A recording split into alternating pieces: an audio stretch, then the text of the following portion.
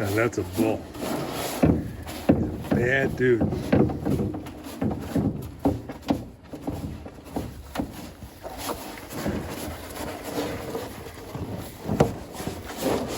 And we just banded this character. He is now a steer.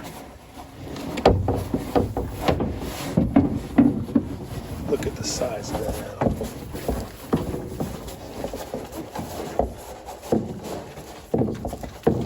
Look at that neck. He's gorgeous.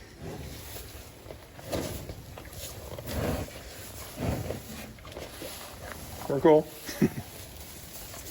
This guy was laying down like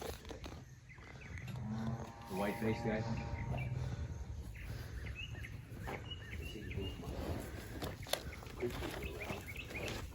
Now, what do you figure he weighs? Him? He's pushing 1,800. I would say every bit. He might be coming in on 2,000 pounds, and he won't let me get to the side of him either.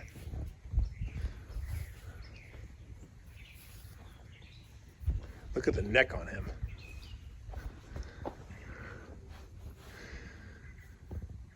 Yeah, I wouldn't keep him in here. This guy would be going. You don't have to collect him out in the neighborhood. But he's not going to leave. If he gets out, he's going to get out to there.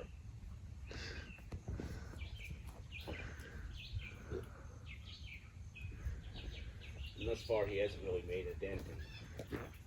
That's a real bull right there. That's why I like my low lines. Yeah, he's bigger than 1,800 pounds, bro.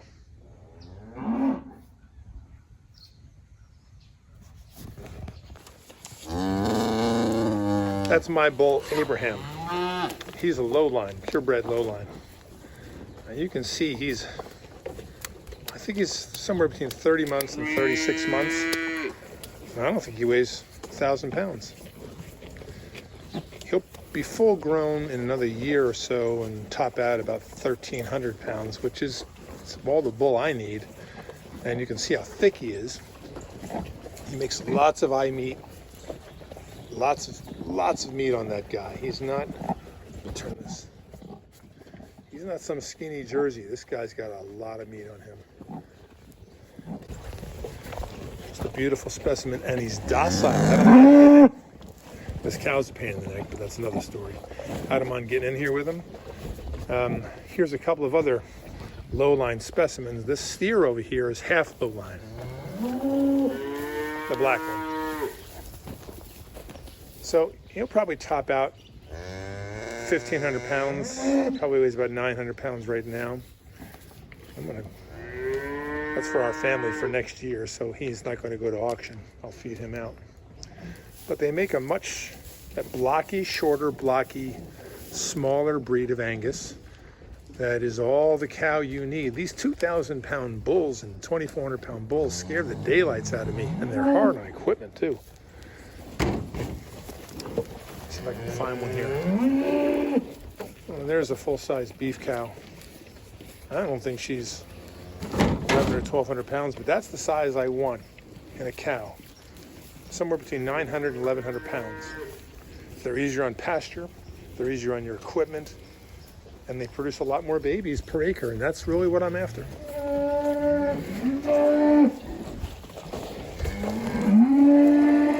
Here's another, what they call moderator calf. So he's half low line and half full Angus, that guy on the left there.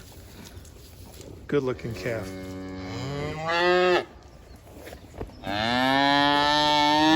But I can't say enough good things about these low lines. Docile, easy to get along with, make a lot of eye meat, ribeye steaks. That's the critical part of these guys. The rest of it can be ground, right? And the per acre production of calves is 20 or 30% better than full-size cattle.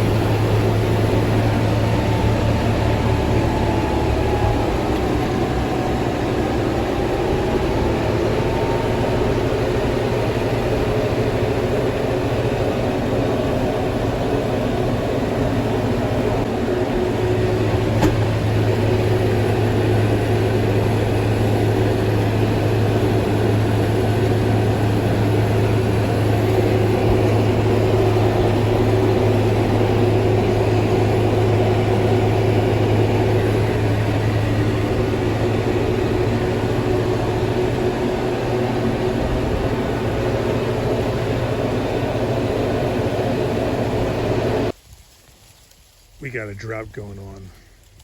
Biblical drought. Yeah. Ape or dry this stuff is. One spark and your harvest is gone. Really bad. Stunted corn too.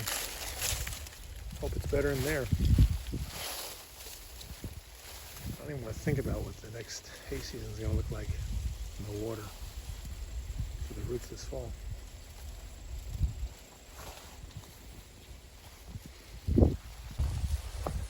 All this investment and all this effort can go up in flames because of one dumbbell throwing their cigarette out the window. And there's plenty of dumbbells smoking and throwing their cigarettes out the window here. Just as far as the eye can see, corn. And it would take down the houses and barns too, not to mention the trees.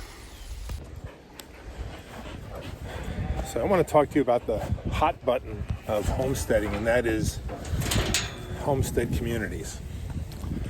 Well, for outsiders, there are none, and there won't be. Putting together a community from broadcloth is, well, it's essentially impossible unless you've got 25 very cooperative families, child-producing families, each of whom have significant resources and can buy land and houses and livestock and equipment, so you're talking several $million, and get it going. So for most people, it's a dream and a failure waiting to happen should they make the attempt. So what do you do about it? Well,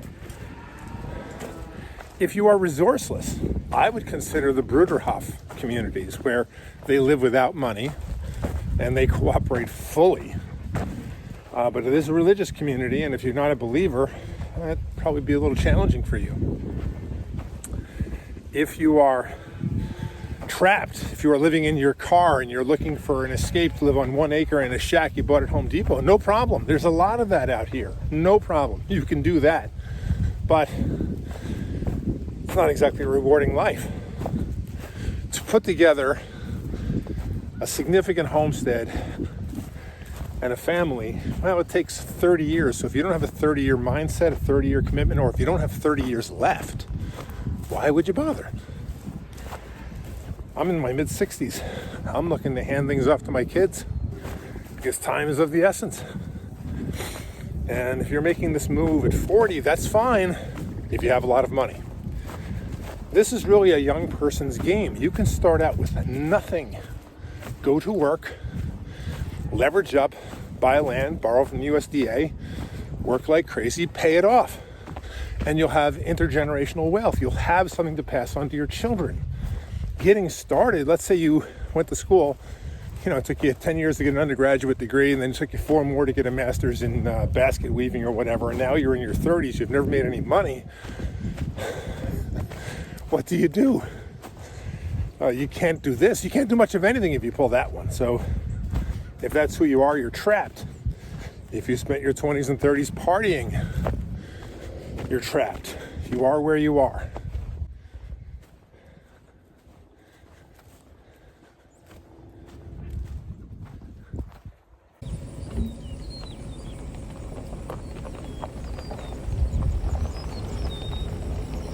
Some neighbors of mine built their daughter and son-in-law when they first got married this little house here, little cabin.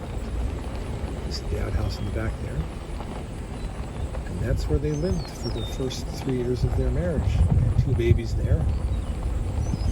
Went to work, saved his money, bought a farm up in Indiana.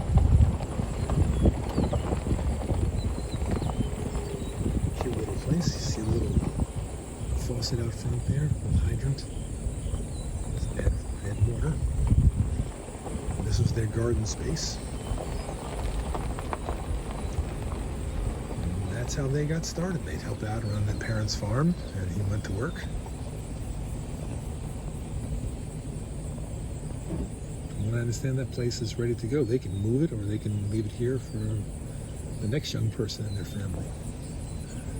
Very smart.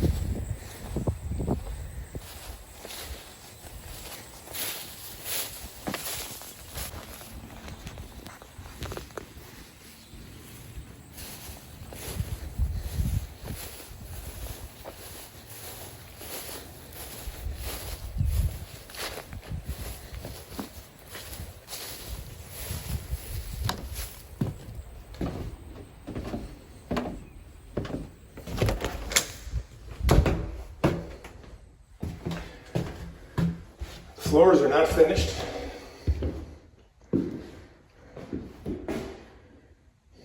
It's one room. Kitchen area.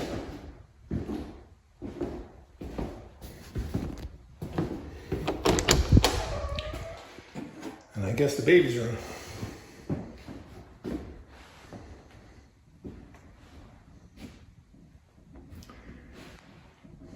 But my neighbor said they built this for about $12,500 in materials, and that included that. And included the stovepipe. All the roofing metal. That's an old, very old time kerosene stove. I've got one just like it. But this is where they lived for the first 3 years of their marriage. They had 2 babies here, maybe 3. He saved up enough money and he bought a farm up in Indiana, about 100 miles from here. Nice young couple. But no cell phone, no cable bill, no internet bill, no electricity bill, no bills. And since the guy's been working since he's 15 or 14 years old, I should say, he had skills. And while his wife stayed home and hung out with her family, milked the cow, worked the garden, did all the chores, took care of the babies, he went to work and made real money and saved enough in a few years to buy a pretty nice farm.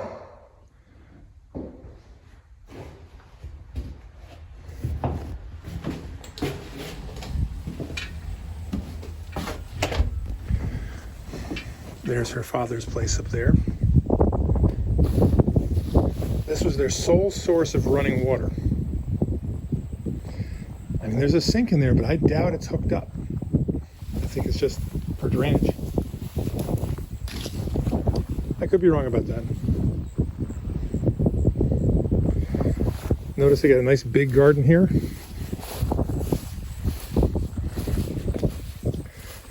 They got a sheep herd over here where they, or flock of sheep over here where they can get meat from. They raise pigs, they raise cattle, and they have a milk cow. And this is how they get their children started. If you think about it, you listen to people on the internet and they tell you about their 3, 4, 5-year plan, how they're going to buy a few acres someplace. These people have already, this guy, he's 23 years old. He's already bought himself a 25-acre farm up in Indiana, and he's going at 500 miles an hour. He's already got 3 kids.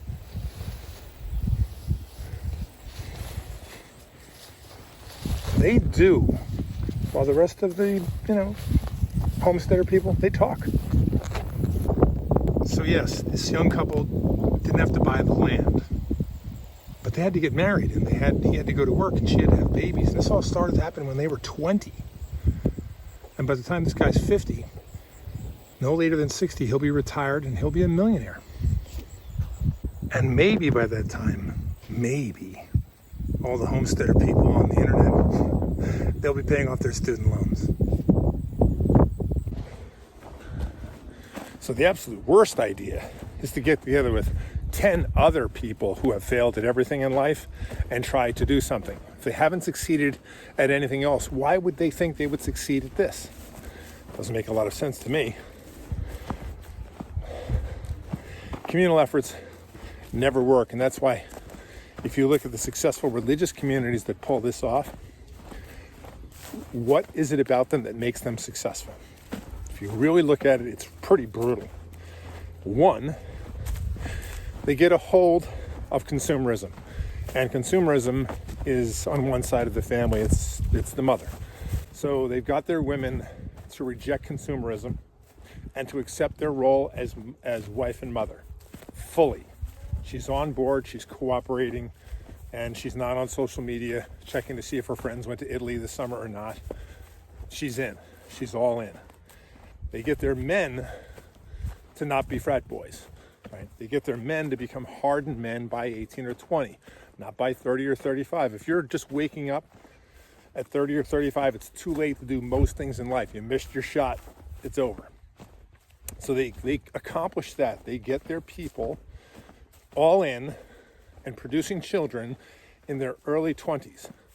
Because in 25 years, all of the adults now running their homesteading community will be gone. They'll be my age, right? Pushing, exit visas are imminent when you're my age. And unless you're extremely fit, and a lot of these guys are, and they can do the work, well, at really the maximum is probably 70. I can tell you, I ran a homestead up to 70 acres with just a team of horses. But after that, and once I hit 60 and my farm got bigger, it's hard to run a couple hundred acres of a beef farm plus a business and do it all with a team of horses. I'll tell you that. You've got to be Superman. This is a life for heroes, and if you're not a hero, that's okay. But if you're not a hero, don't do this. What else can I tell you guys about this silly idea of let's go build a community? So we had this young couple move into the county, not really into the community, and they were quintessential millennial Generation Xers. No children, no commitment. I mean, children are the ultimate commitment to each other, right? No children. They had a tiny house. They had the cool little itty-bitty cars. She had a horse. And they thought they were, going country, right? And there was no plan for the future. They both had jobs in the city they had to commute to. And within 2 years, she bounced. She got a better offer on social media, and she bounced. And she left him holding the cards. And we see that pretty consistently. Couples that come out to these small homesteads and are not committed in the form of children, and think they're playing a YouTube game or playing Pioneer, playing Settler, whatever, right?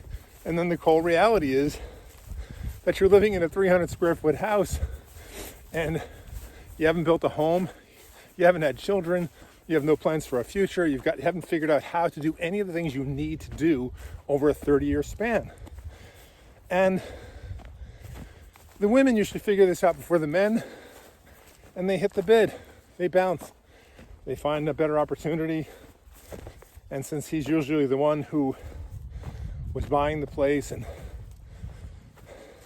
maintaining it, one day he wakes up and he sees all of her stuff gone, and there's a sign out there, places for sale. Don't do that.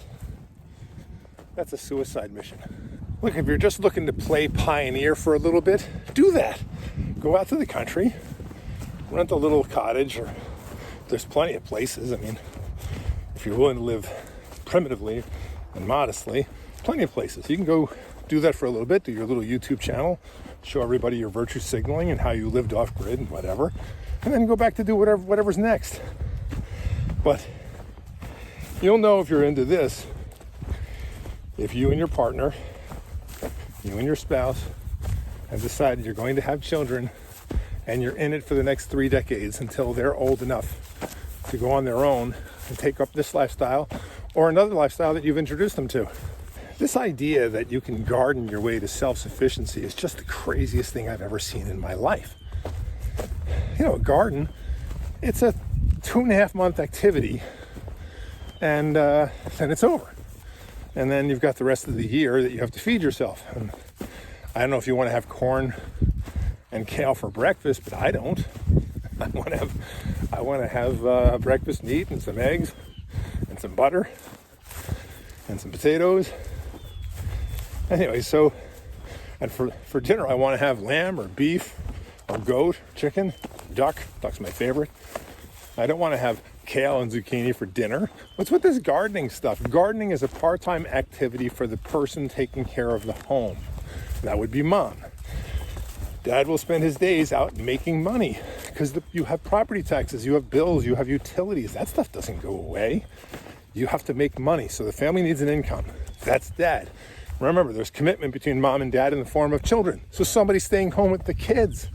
That's mom.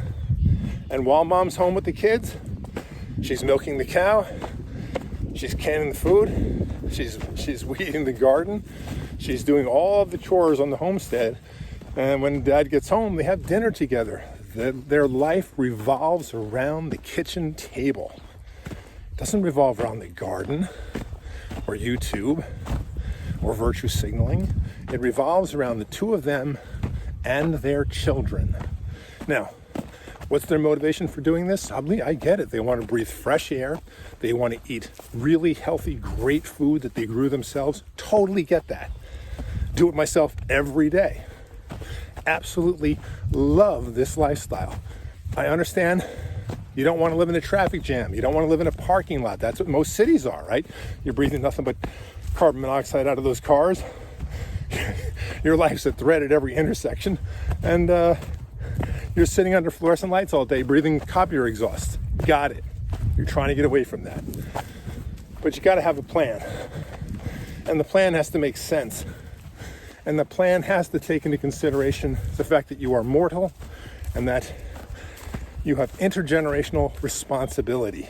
That is to your children and your grandchildren, not to be a schmuck. Now, that may sound harsh, but those are the rules.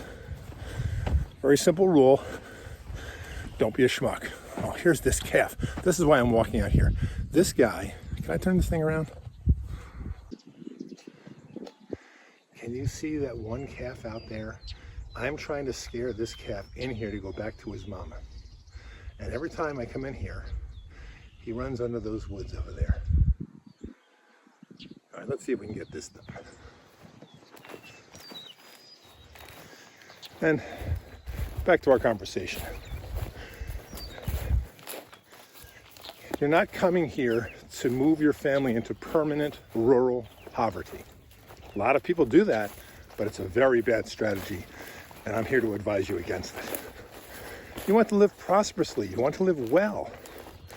That requires you to be successful within the socioeconomic framework and realities of society. That's not living in a shack up in the woods because you've fractured all the relationships in your life and you indulged in things you shouldn't have indulged in, and now you're trapped. So we try to avoid that at all costs. Remember that in our faith, the avoidance of self-destruction is critical. It's everything. Look at this son of a gun. He's taken off again into the woods. If there was ever a calf that I wanted to shoot, this is it. I would like to eat this guy next.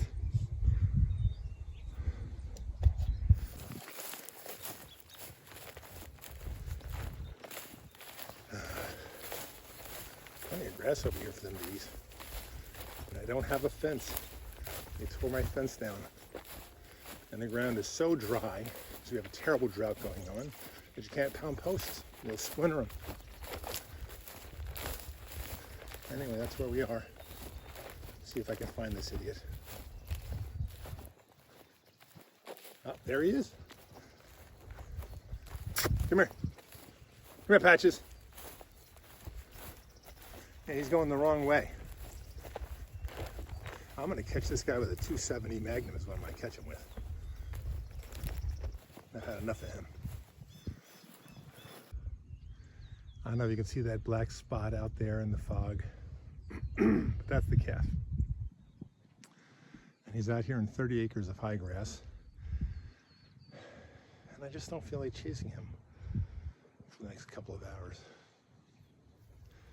Hopefully he'll come back. I guess I'm going to have to leave the sheep in today and hopefully he'll leave.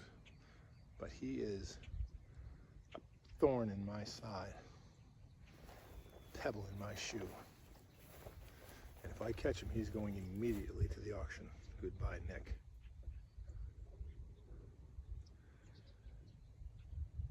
Any livestock that gives you any trouble, they go. Don't keep them. They come out of the gene pool. This guy's coming out of the gene pool. So there's an exception to this rule, and that's for people my age who want to retire out here, right? You're over 50 and you've had enough and you want to sell your business or your home and you're not moving to Florida because you're not into golf and you're not into traffic jams. You know, that's an easy one.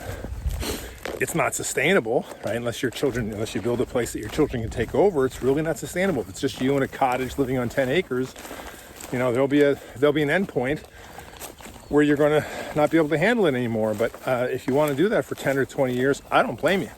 And there's a great channel for that. Go look at Doug and Stacy Off Grid.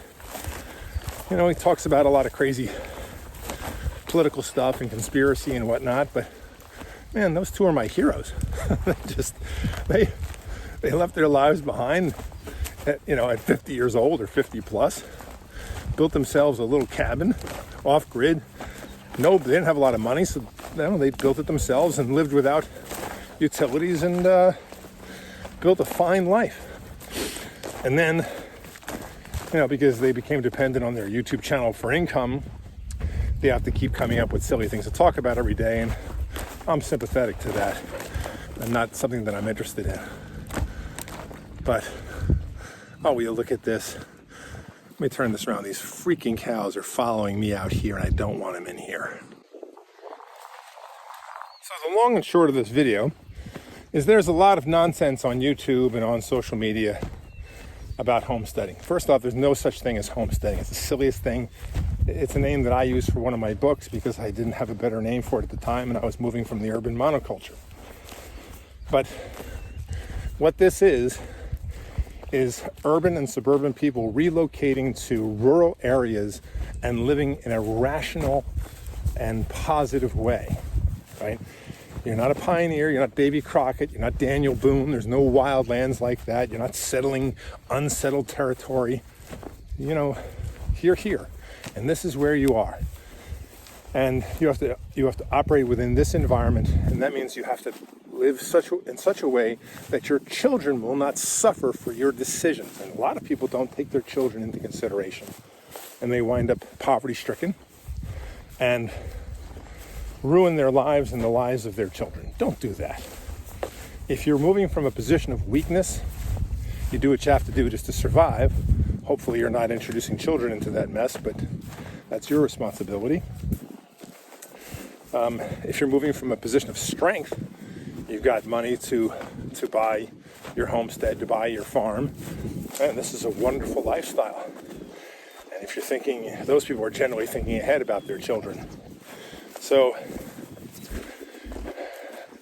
for those of you who think that there's a community out there looking to hook up with someone who has nothing to offer, you have no money, you have no children, you have no family, you have nothing, ask yourself, who would want this person?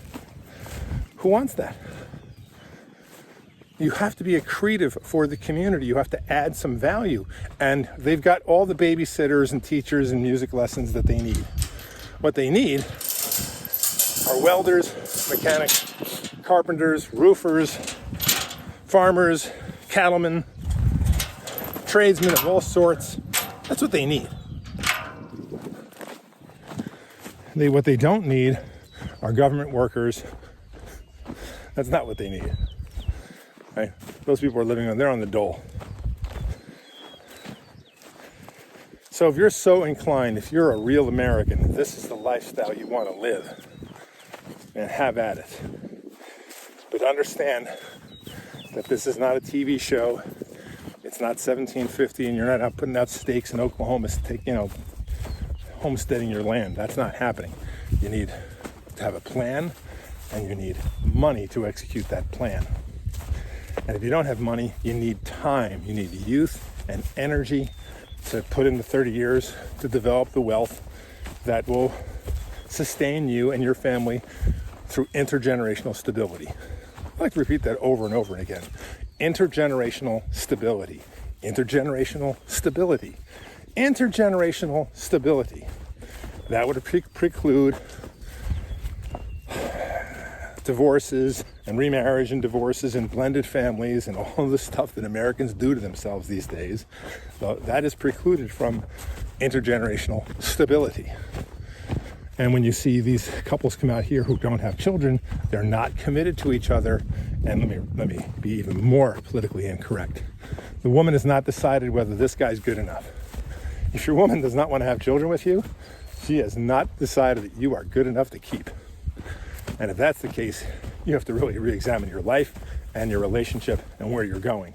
Because what the two of you are doing is exploiting each other in the short term, and you might do it for so long that you have nowhere else to go. And I see that a lot too. So homesteading requires, it's homesteading implies a home, and a home implies children, and children require food and water and heat and clean sheets and car service and jiu-jitsu lessons and private school dancing lessons, music lessons. They require investment of time and capital, and you have to make that time and you have to make that capital, or you can't do this. Hi, I'm Greg Jeffers, author of the best-selling book, Prosperous Homesteading. I'm an author, writer, blogger, and homesteader. And this is my labor of love. My latest novel, 7 Years of Famine, is available now at Amazon. Thank you.